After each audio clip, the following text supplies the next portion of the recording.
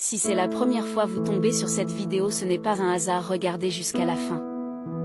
Que Dieu vous bénisse. Devenir une seule personne, un processus. Devenir une seule personne ne signifie pas seulement de s'unir par les rapports sexuels. C'est un aspect très important que nous trouvons dans ce verset. Mais devenir une seule personne touche 3 niveaux. Le niveau physique, le niveau émotionnel, le niveau spirituel. Pour s'unir à tous les 3 niveaux, nous avons besoin de l'aide de Dieu. En couple, qu'est-ce qui montre qu'on est une seule personne?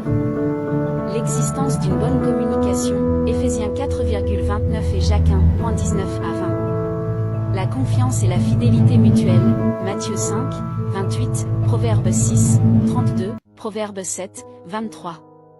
Se rendre service mutuellement, Colossiens 3, 17 à 25. S'aimer mutuellement, Jean 13, 34 à 35. Se pardonner, Éphésiens 4, 32, Colossiens 3, 13. Ça veut dire que le couple prend du temps pour parler, pour échanger leurs pensées, leurs succès et leurs échecs, leurs soucis, leurs souffrances, leurs expériences et leurs sentiments. Ils sont attentifs, ils se montrent de l'affection et de la tendresse.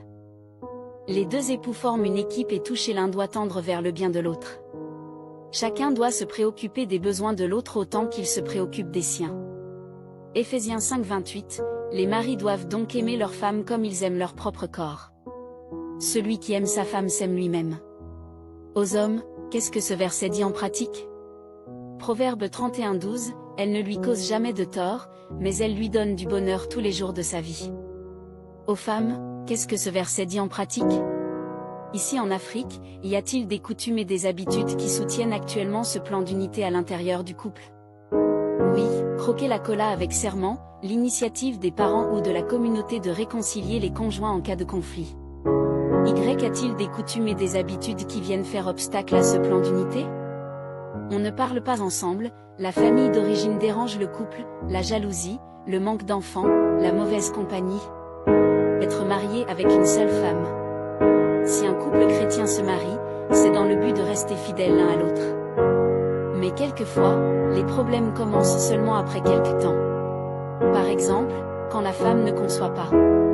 Pour répondre au problème du manque d'enfants, nous lisons en Genèse 2, 24, c'est pourquoi l'homme quitte son père et sa mère et s'attache à sa femme et ils deviennent une seule chair. Ce verset nous présente la volonté de Dieu pour le mariage.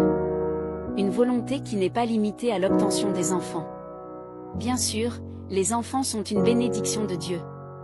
Mais, quand Dieu a créé Adam et Ève, il les a bénis d'abord, et ensuite il leur a dit, « Soyez féconds, multipliez-vous » Genèse 1, 28. D'après le texte hébreu, il est bien clair que ce commandement est un ordre qui s'ajoute à la bénédiction de Dieu. Même si on n'a pas d'enfants, l'alliance et l'union en une seule chair n'est pas privée de sens. Ce ne sont pas les enfants qui donnent du sens au mariage. Un mariage sans enfants est tout aussi valable devant Dieu qu'un mariage avec des enfants. Pour Dieu, la stérilité n'est pas une raison de divorce. Personne n'a le droit de répudier sa femme pour raison de stérilité. Si un couple n'a pas d'enfants, cela ne justifie pas du tout que l'attachement mutuel soit brisé, ni que la légitimité du mariage soit remise en question. Si Abraham avait renvoyé Saraï parce qu'elle ne lui donnait pas d'enfants, comment la promesse de Dieu aurait-elle pu s'accomplir? Genèse 17, 17, Genèse 18, 14. Pourtant, Abraham et Saraï cèdent à la pression d'avoir des enfants. Saraï donne sa servante Agar comme femme à Abraham pour lui donner un fils.